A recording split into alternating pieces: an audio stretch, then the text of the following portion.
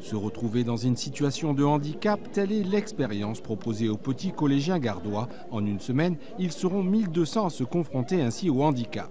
Quand on avance, le pied droit est en avant et la canne est à gauche. Ça fait peur. On dirait qu'on est dans un autre monde. Je me demande qu'est-ce qu'ils endurent, ceux qui sont aveugles. Une expérience proposée dans le cadre de l'opération Différent comme tout le monde et qui vise à préparer le citoyen de demain. Il faut apprendre aux jeunes que le handicap ne doit pas faire peur et que l'on doit d'abord le comprendre. Parce que quand on comprend quelque chose, eh bien, on n'en a pas peur. Et pour faire passer le message, une ambassadrice de charme a fait le déplacement de Limoges. Atteinte de surdité, Sophie Vouzello avait été élue en 2007 première dauphine de Miss France et connaît mieux que quiconque l'importance du regard des autres, celui qui élit ou dénigre.